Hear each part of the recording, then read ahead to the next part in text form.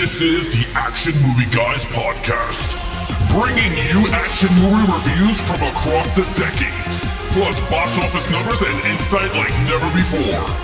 And now, your hosts of the Action Movie Guys podcast, Alex and Nate.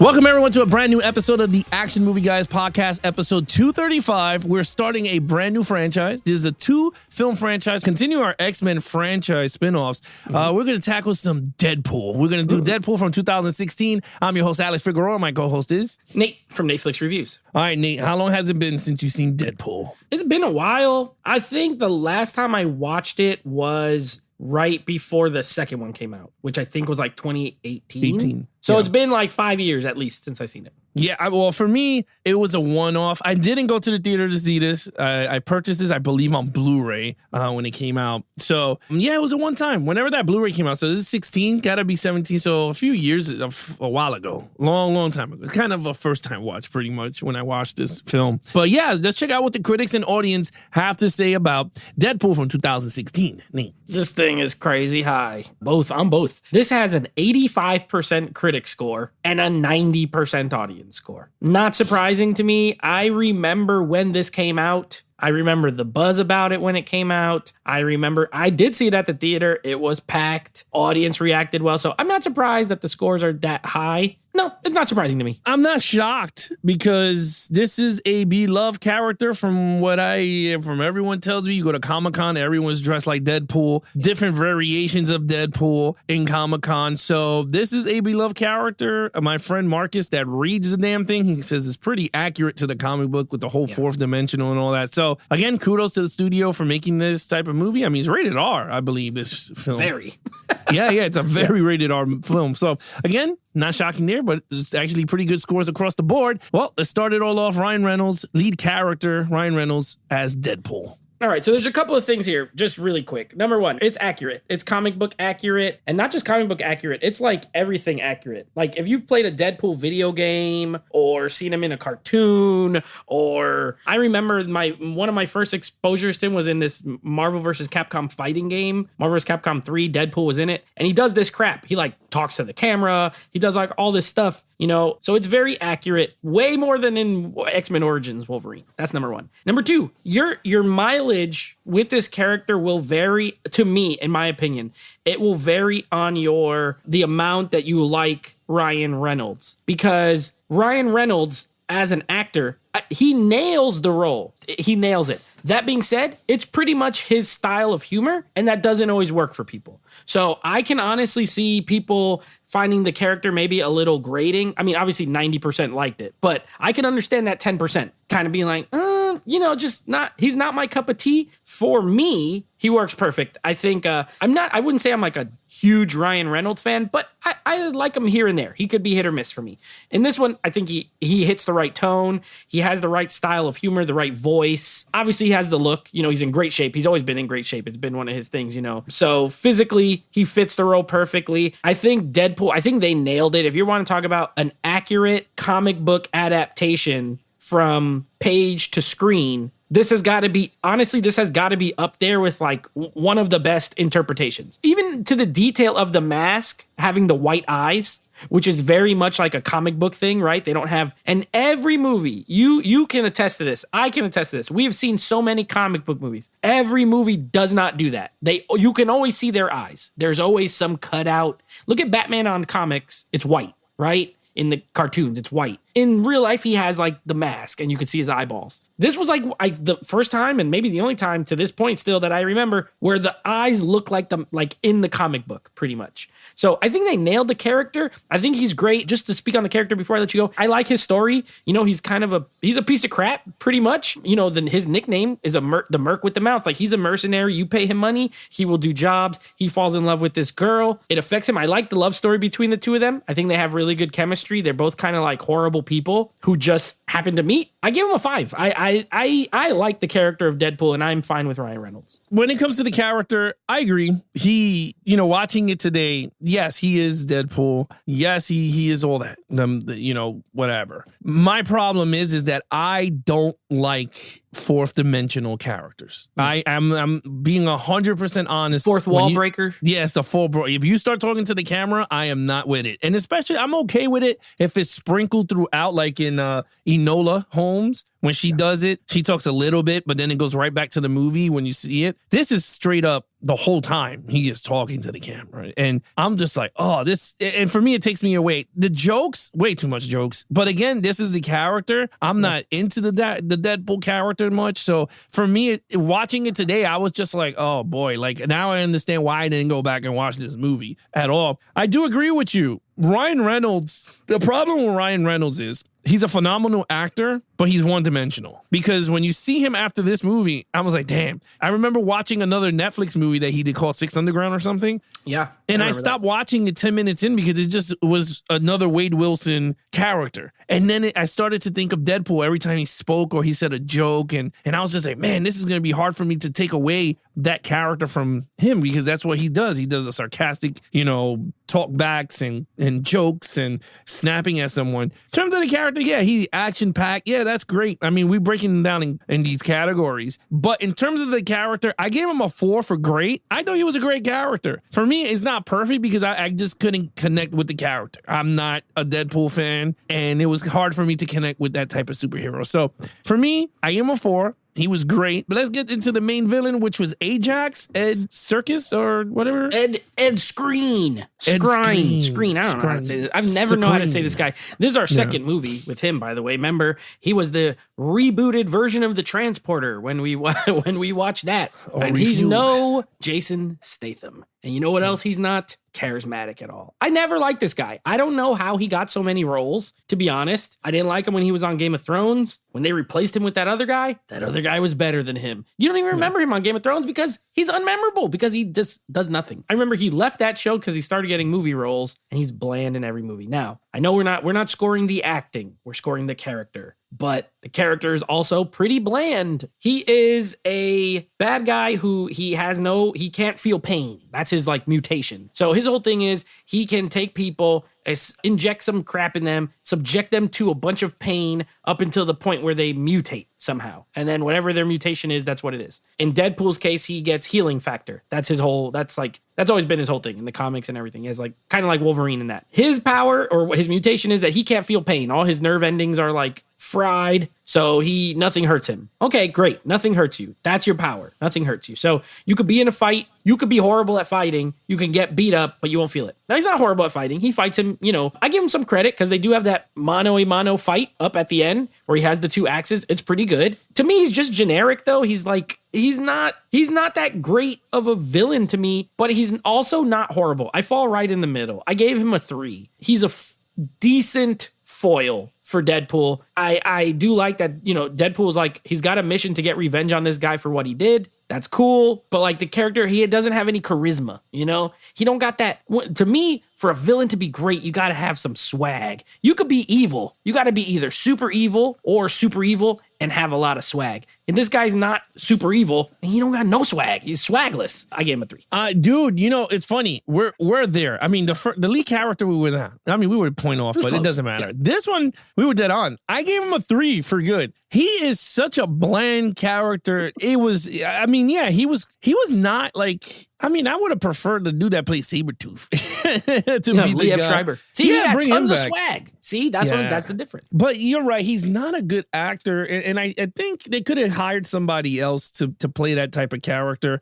He was okay. He was a doctor, which I was like, really? Who he reminded me of? Because once he said his power, remember The World's Not Enough? Remember Renard? Yeah. He got the bullet stuck in his brain and he couldn't feel no pain. Yeah, he had to drown him or something. That was the only way. In the end. He stabbed him with the nuclear thing and his submarine and whatever. Anyway, he had those type of powers. He can't feel pain. Yeah. And I was just like, oh man, he's just like Renard from The World's Not Enough. Yeah, I mean, if you wanted a villain, wouldn't you have one that's a better power to go up against Deadpool? Someone that can't feel pain. I'm just like, he got his ass whooped most of the time for someone that doesn't feel pain. Yeah, I mean, other than that, like the other mercenaries was cool. I thought Gina Carano was pretty good. But she doesn't even talk. She barely talks. She has like 4 lines in the whole movie. Well, that was one scene that I thought that was funny when Wade Wilson was like, he goes, you have the toothpick like Stallone and Cobra. Yeah. I thought that was pretty funny. I was like, okay. And then she punched the right Matt Hart in the face. I like Gina Carano in this. She's fine, but she doesn't. She was good. Talk. I think they should have made her the main villain. She has superpowers, super strength. So I thought it was pretty cool. But yeah, look, in terms of the villain, you're absolutely, it's nothing outstanding, nothing that will go, wow, you need the X-Men to come in. Because honestly, Deadpool could have just did this without Colossus and the other girl, to be honest with you, in this film. I mean, I know we're going to talk about them in the storyline, but he really didn't need them. There was no other suit. And it's crazy, right? Because he injected all these people, but at the end of the film is mercenaries and no one with powers besides Gina Carano and Ajax to go up against him. So I think that they all got blown up when he blew up that facility. Oh, okay. Okay, that kind of makes sense. Up. He lived because he's got healing factor, but yeah. Okay. Oh, well, anyway, I gave him a 3. I don't think he was memorable anyway, to be honest with you. He stunk. Yeah. But anyway, he was 3. He was good for the story. He was fine. All right. Yeah. Action scenes. All right. So the action scenes in this,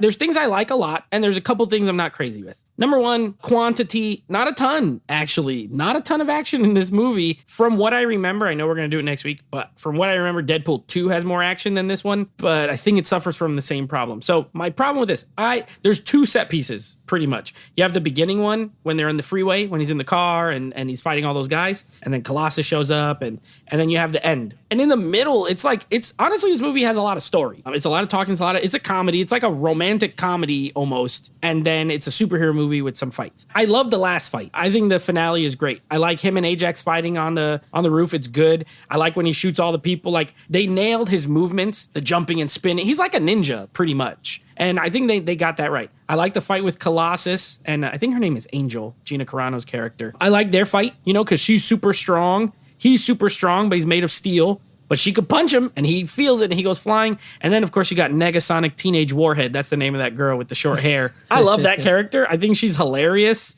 She's just so dry and, like, unimpressed and young, But her power, she could, like, charge up like a bomb pretty much and explode. I love the finale. The first fight scene. Okay, I remember seeing that in the theater and thinking it was awesome. And rewatching it now, it's okay. Like, it's funny. It's got some funny parts, and it's brutal. Like, there's blood and guts. My problem is there's some parts where I couldn't tell what was going on. Like, it was so much CGI, like, guys rolling around, that I couldn't tell. It was happening too fast. It was too confined. And so I didn't love it as much this time. I still thought it was good. Outside of that, there's not a lot of action. It's really 2 big set pieces. I'm going to give it a 4 because I think it is good and I love the finale. But the first one, it looks way more CGI than I remember and rubbery. And I think that's in the second movie. I think there's a lot of that rubbery action, which we'll see. From what I remember, it's been 5 years, but a 4. Yeah, her name is Angel Dust. Angel Dust. Carano. Okay. Yeah, Angel Dust. In terms of action, I gave it a 4 also. I thought it was great. I agree with you. It's not much action, and the CGI kind of turned me off. And him yapping throughout the whole fighting, I was like, Jesus Christ, like, you really don't shut up. Like, I don't know. I just couldn't engage with it. But yeah, he was talking throughout the whole thing. I like the practical. When he shoots the guys, those look all really cool. The brain splatter and he hits the floor. I was like, all right, those look all cool, but you're right. That scene in the SUV was not that good. Action-wise, it's like more funny than it is like great action. Yeah, I think that's what it was supposed to be, more humorous than action, because you're right. They're like rubber all over the place. Now, the ending sequence is not chaotic, but it was like not all over the place. It was more like, how much explosions can we throw into this movie? Because, like, once that nuclear girl blows the whole hangar and everything's falling off the damn thing, I'm like, okay, crazy set piece, because they're all fighting while it was falling. But I don't think, like, it didn't pay off. It reminded me of, like, the A-Team movie. Oh, yeah. Remember when they blow off the cargo boat? Yeah. It was just like so much CGI shit flying everywhere. And you're CGI like, whoa. Fire, CGI crates, CGI everything. It reminded me of that. Now, the scenes with Colossus, I'm going to be honest with you. Besides Colossus and X-Men 2, which I thought was pretty good, but they didn't utilize him much, this one was good. I thought he was cool. I liked him. I thought it was cool. The nuclear warhead chick, whatever. Megasonic Teenage Warhead. Yeah, Panasonic Teenage Warhead. I thought Panasonic. I thought she was cool, but you're right. She was very dry toast. She didn't have much acting, but you know what? She got paid good because I was like, you know what? You did a good job. I thought, to be honest, I thought those characters were great, but I like Colossus. Man, I wish they brought that type of Colossus into the movies, which I hope they do. I think they will. CGI. He doesn't need to be a man. Although it was the voice. Yeah, but I think he can in the original X-Men movies, he's a guy who could turn metal. I don't know if that's how he is in the comics or if he's permanently metal, but I'm okay with him being permanently metal if they do it like this.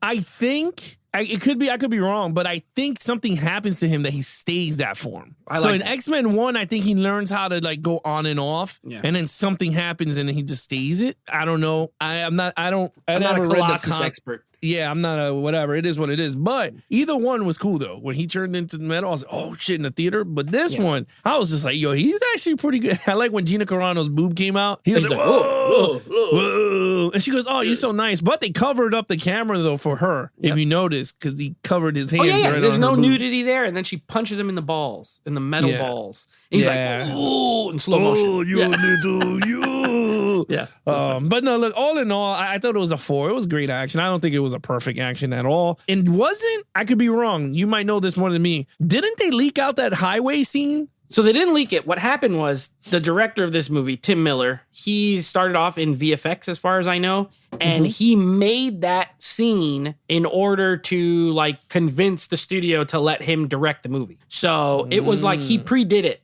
ahead of time. He's like, I'm going to make it. They did it. They did all the CGI or whatever. And then in the movie, they redid it with more of a budget and stuff like that. So it was like Tron. I don't know if you remember Tron Legacy. They had a clip of Tron Legacy at a Comic-Con before the movie was even made. And Joseph Kosinski directed this fake scene with the bikes, with the light cycles. And then in the movie, they did a much bigger version. So it was similar to that. It wasn't the opening scene, but it was another a pre-version of it. So damn, that's all it takes. I'm gonna have to we're gonna have to make something really cool and be like, look, I can make this.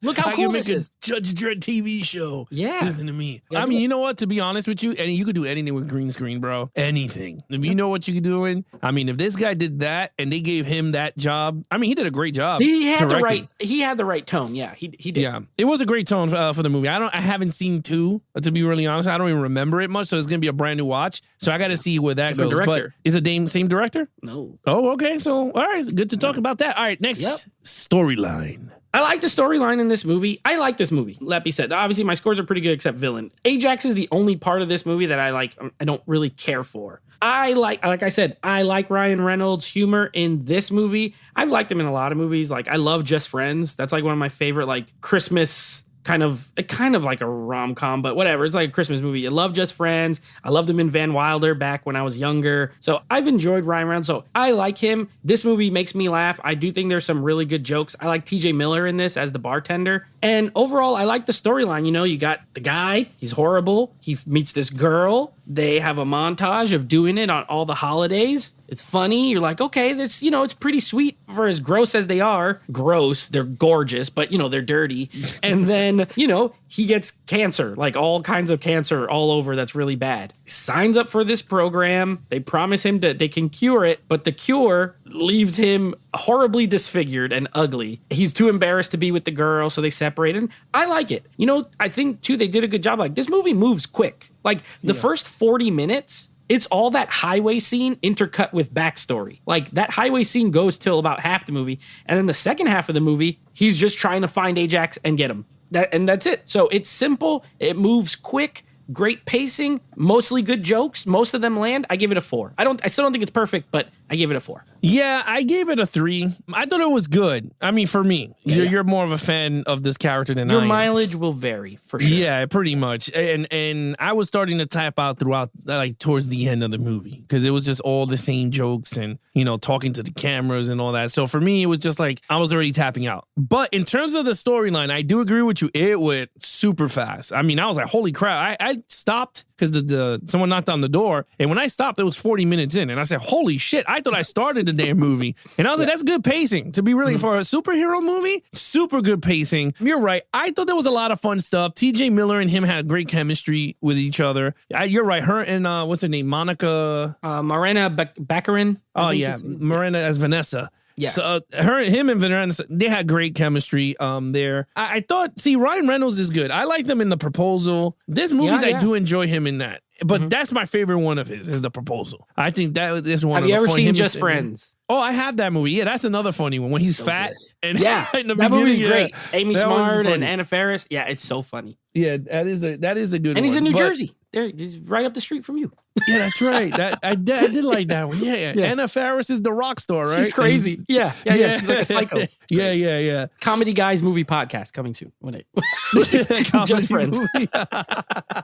First episode. Yeah. No, but I did enjoy, like, he's good with that stuff. Look, all in all, the storyline it's actually good or great. Depending, like Nate says, depending on which way you go with this movie, it's not horrible and it's not even decent. It's actually really good, decent to great to whoever it could be perfect for some. Yeah. If they're just diehard Deadpool fans, if you're like a diehard Deadpool, I think you'll give it a 5. I'm not, so it's a 4 for me. Yeah, or even not. You might give it a 2 or 1, depending on your taste. But with that said, I gave it a 2. I gave it a 3. You gave it a 4 overall. My overall score is also a 4. I think it's a really good movie. It's fun. It's super entertaining. Every score you've given so far, I totally understand because, again, it is a lot of jokes. Now, this reminds me of a movie that I love that you didn't quite jive with, which is Scott Pilgrim versus the World. Oh, yeah. And I'm not saying that they're similar, like overall, because they're very different, but they're similar in that every single scene, pretty much almost every other line at least is like a joke, right? So like they are very, very comedic. They are not like Deadpool. There's maybe 1 or 2 scenes where there's not a joke, and it's like when the lab catches on fire, like that scene's pretty serious. Literally, other than that, there's always a joke in every single moment. So Scott Pilgrim is the same way. It's like a joke a minute, like literally just rapid fire. So if that's not your cup of tea, I could see this being like, oh, it's still good. I respect elements of it, but maybe not. For me, it mostly works. Like I said, I think the jokes mostly hit. I don't laugh at all of them. I love when he has the tiny hand. That part always makes me crack up when he cuts his hand off and he goes to touch the lady's face and his hand is like super tiny. Yeah, like a doll. Yeah. I think he said it's like a spork or something like that. I don't know. It's like really small. That part makes me laugh. But yeah, I enjoy it. I think it's a fun movie. I don't think it's the earth-shattering. I remember when it came out and people were losing their mind. I don't think it's that. But I do respect it. It did. You got to call it what it is. It opened the door for the R-rated comic book, like the big successful R-rated comic book. Logan doesn't happen if Deadpool flops. It doesn't happen. This movie came out before Logan, same studio, rated R, hard R, and it made a ton of money. And they said, okay, now we could do Logan the way we want to do it. If this failed, that movie, it would still exist, but it would not be the version that we saw. So I respect it. I think it's really good. It's fun. A 4. Yeah, I mean, I kind of maybe because I feel like with Wolverine, even if they would have gave it a R rated, people would have flocked to the theater to see it because everyone knows that type of comic book is rated R. But my point is, they would not have made it. They wouldn't have sunk that money into it because there's no proof that it would succeed. This proved that it would succeed with the rating. That's what I mean. It would have been great no matter what because it's Logan clearly is R and is great. So I don't think it would have been better or worse, but I don't think the studio wouldn't have done it if Deadpool didn't make hundreds of millions that it made. Yeah, maybe. Never know. Overall, I gave it a 3. I thought it was a good film. Overall, it's a good film. If you were into this thing, I'm not into the jokes. I'm not into the fourth dimension. Look, to the point I didn't even like Birds of Prey because she did the same type of thing. And to me, it reminded me of a Deadpool female because she was talking in front of the camera and I was just like, oh, here we go. Like that took me out of the movie in general. But in terms of Deadpool, it did work for some people. For myself, like I said, I tapped out close to the 40 to 50 minute mark. I was just like, okay, I'm pretty much done with the jokes already. Kind of started to become repetitive if you really think about it. But in all the storylines when it was getting serious, him and the cancer, I thought that all worked well. And I like the way they told his origin, to be honest with you. I thought it was very unique way. It was during the action scenes. They paused that, then they rewinded back. So I gave it a lot of credit for that because there's not a lot of movies that do stop an action sequence to go all the way back to the beginning of how that person became the person they did, and then bring it back and then jack it back and then ends it and then continue going. So I give it a lot of credit in that. That was a lot of creativity in that point. But at the end of the day, I thought it was a good movie. It was solid and it was a good film. Total points. By the way, written, of course, by the writing duo of Rhett Reese and Paul Wernick. Now, Alex, I don't know if you're just by name, you may not be familiar with them, but some of the other movies they wrote, Zombieland, which is very comedic. Like this is the kind first of in one or their the wheel. second one? They wrote both of them, Zombieland and Zombieland Double Tap. I never seen Double Tap, but okay.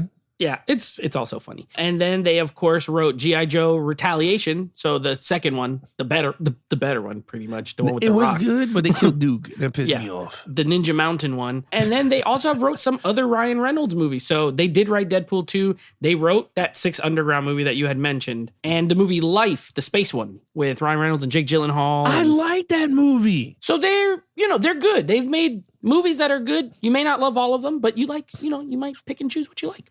I like that movie. That movie Life was it wasn't creative, but I gotta watch it again. Good. But yeah, it was a decent film, like a sci-fi. It was like sci-fi an aliens horror movie to me. Yeah. I thought it was pretty cool. 20 out of 25 is my total. 20 out of 25 for me is let's see, we got 17 out of a 25. So yeah. So all right, Nate, what is coming up next on the podcast? Right. Next episode. This is one I've been waiting all my life to do.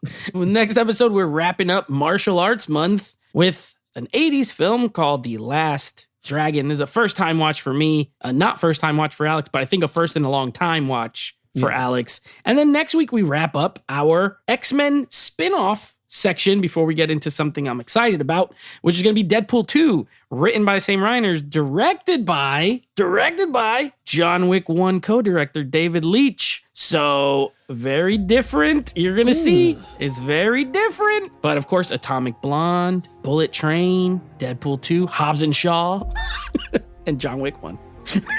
So that's what we're going to be covering next week. All right, so there you have it, guys. If you guys want to follow us on our social media accounts, please follow Nate over on Instagram at Netflix Reviews. Check out the podcast with him and his friends called Netflix Movie Reviews. Anything Action Movie Guys, head over to youtube.com/Geeks and Flakes for the video version of the podcast, or head over to our Instagram account at Action Movie Guys Podcast. Other than that, I'm your host, Alex Figueroa, and he is Nate from Netflix Reviews. Be awesome to each other and geek out.